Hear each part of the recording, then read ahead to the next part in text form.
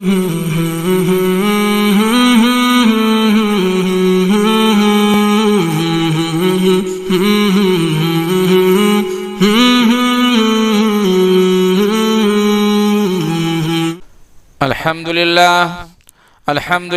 Kaffa व सलामुन अला इबादिहिल्लज़ीना इस्तफ़ा अम्मा बाद अऊज़ु बिल्लाहि मिनश शैतानिर रजीम बिस्मिल्लाहिर रहमानिर रहीम इज़ा जा नस्रुल्लाहि वल फ़त्ह व रअयतन नास यदख़ुलूना फ़ी दीनिल्लाहि अफ़वाजा फसब्बिह बिहम्दि रब्बिका वस्तग़फ़िर इन्नहु कान तव्वाबा सदक़ल्लाहुल अलीयुल अज़ीम बलगल उला बिकमालिही कशफत दुजा बिजमालिही हसनत जमीउ खिसालिही सल्लु अलैहि व आलिही। मोहतरम सामीन, रबीउल अव्वल का महीना आपकी विलादत बासादत का भी है और आपके विसालो इंतकाल का भी है। जब आप 63 साल उम्र गुजार चुके, वक्त मऊद आ गया, आपकी बुलाहट आ गई। ऐसे तो सहाबा किराम पहले भी महसूस कर रहे थे। जब इज़ा जा नस्रुल्लाह सूरह नस्र का नुज़ूल हुआ, इसी तरीके से अल यौमा अकमलतु लकुम ये आयत पाक का नुज़ूल हुआ, सहाबा किराम समझ गए कि अब हुज़ूर पाक अलैहिस्सलातु वस्सलाम हमको दाग़े जुदाई देने वाले हैं, हमसे अब अलग होने वाले हैं। एक मौका पे हुज़ूर पाक अलैहिस्सलातु वस्सलाम बयान फरमाते हुए फरमाने लगे कि अल्लाह ताला ने एक बंदे को ये इजाज़त दी है ताकि वो दुनिया की नेमत इख्तियार और मज़ीद करे या फिर जो अल्लाह के पास नेमतें हैं उसको कबूल करे। इतना कहना था कि अबू बकर सिद्दीक रज़ी अल्लाह ताला अन्हु फरमाने लगे, या रसूल अल्लाह, हमारे माँ बाप आप पर फिदा हों, हमारे माँ बाप आप पर कुर्बान हो, आप जो है लगता है कि अब दुनिया से जाने वाले हैं। सहाबा किराम ने इस्तिफ़सार किया, क्या अबू बकर आप क्या समझे इन बातों से? अबू बकर कहते हैं कि बंदा से मुराद हुज़ूर पाक अलैहिस्सलातु वस्सलाम की ज़ात है। मेरे मोहतरम बुज़ुर्ग दोस्तों, गोया कि हुज़ूर पाक अलैहिस्सलातु वस्सलाम अपने वाज़ो नसीहत से ये इशारा फरमा रहे थे कि अब जो है मेरे जाने का वक्त करीब आ गया है। और आखिर वो वक्त आ ही गया।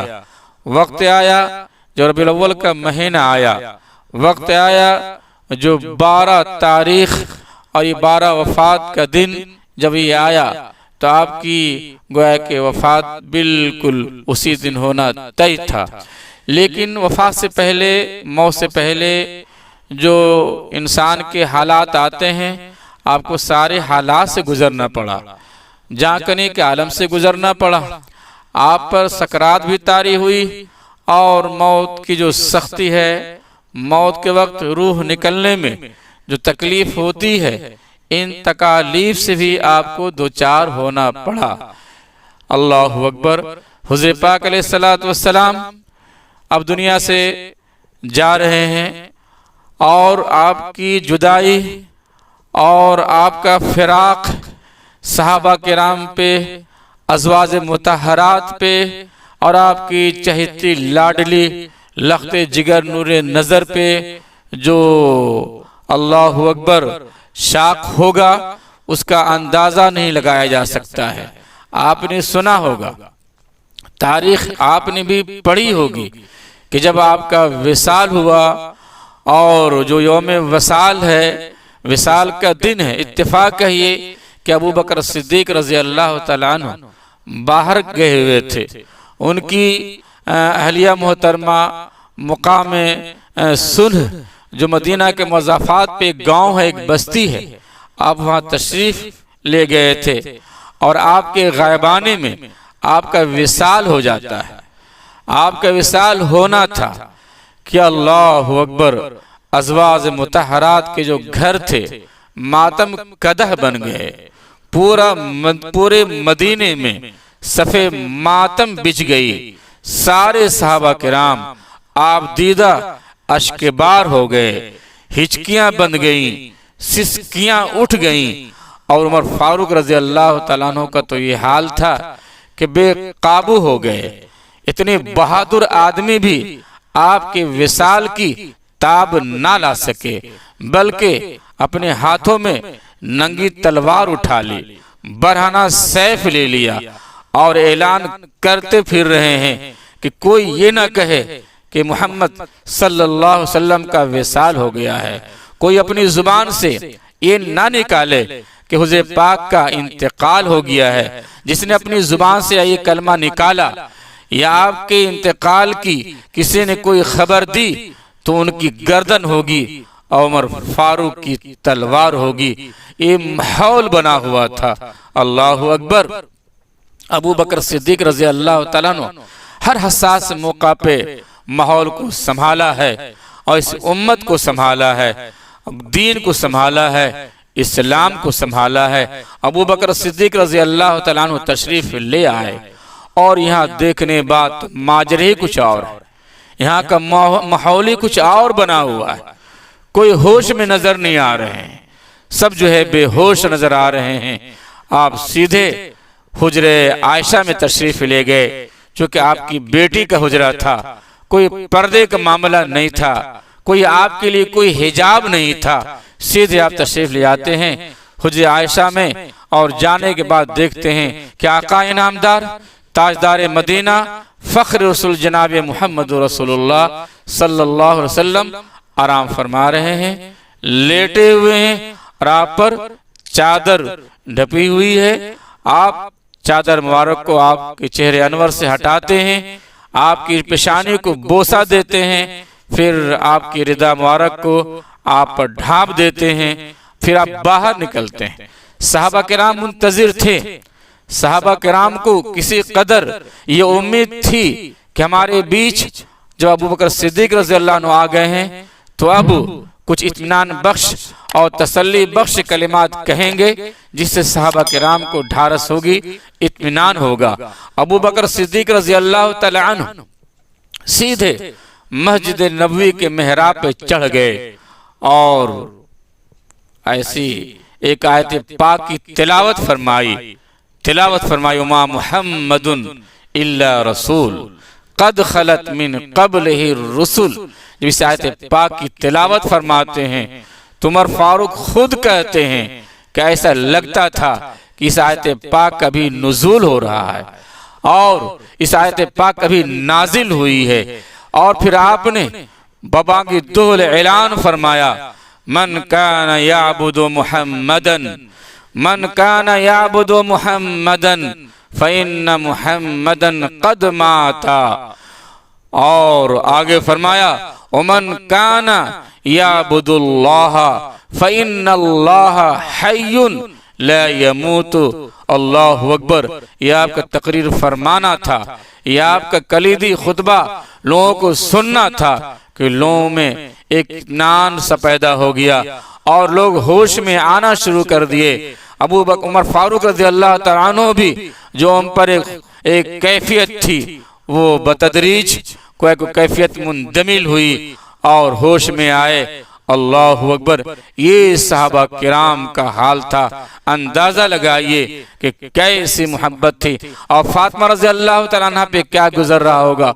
फातिमा रज़ी अल्लाह तआला अन्हा उनका ये हाल था कि बिल्कुल उनकी सिसकियां नहीं रुक रही थी और आंसू थम नहीं रहे थे। मोहब्बत और फिराक में जाते हैं रोज़े अक़दस पे और हुज़ूर पाक अलैहिस्सलाम के कब्र मुबारक से मिट्टी उठाती हैं और उसको सूंघती हैं और सूंघने के बाद जो बरजस्ता शेर कहा है, जो बरजस्ता कलाम फरमाया है वो सुनने के लायक है। बड़ा दर्द भरा शेर है, बड़ा गमो अंदोह से भरा वो कलाम है। फरमाती हैं अल्लाहु अकबर। क्या फरमाती हैं? माजा अला मन शम्म तुरबता अमाजा अला मन शम्म तुरबता अहमदा माजा अला मन शम्म तुरबता अहमदा अल्लाह यशुम्मा मुदज़्ज़मानि ग़वालिया अल्लाह यशुम्मा मुदज़्ज़मानि ग़वालिया सुब्बत अलैया मसाइबुल लौ अन्नहा सुब्बत अलैया मसाइबुल लौ अन्नहा सुब्बत अलल अय्यामी सिरन लयालिया सुब्बत अलल अय्यामी सिरन लयालिया। मोहतरम बुजुर्गो, फातिमा रज़ियल्लाहु तआला अन्हा फरमाना चाहती हैं कि रोज़े अक़दस की मिट्टी सूंघने के बाद अब गुंजाइश नहीं है कि कोई अपनी उम्र में, अपनी ज़िंदगी में कोई दूसरी खुशबू सूंघे। और आगे फरमाती हैं कि जो मुझ पर हुज़ूर पाक अलैहिस्सलातु वस्सलाम के फ़िराक़ और जुदाई का जो असर है, और जो मुझ पर आलाम व मसाइब के बादल टूटे हैं, हुज़्न व मलाल का जो तूफ़ान बरपा है, जो मुझ पर गुज़र रहा है, बस ये समझ लिया जाए कि अगर ये आलाम व मसाइब दिन पे डाल दिया जाए तो ये दिन रात हो जाए। वो कहना चाहती हैं कि मैं बर्दाश्त नहीं कर पा रही हूँ और ये मुसीबत में झेल नहीं पा रही हूँ, सह नहीं पा रही हूँ, मेरा ये हाल हो गया है।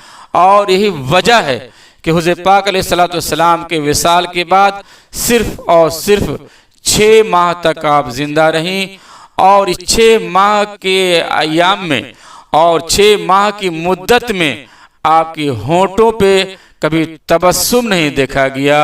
मोहब्बत तो इसी को कहते हैं, मोहब्बत तो इसी का नाम है। कहा किसी ने, मोहब्बत क्या बला है चैन लेना ही भुला दे, मोहब्बत क्या बला है चैन लेना ही भुला दे, जरा सी आँख झपके है तुबे ताबी जगा दे, जरा सी आँख झपके है तुबे ताबी जगा दे, न था मालूम के उल्फत में गम खाना भी होता है, न था मालूम के उल्फत में गम खाना भी होता है, जिगर की बेकली और दिल का घबराना भी होता है, जिगर की बेकली और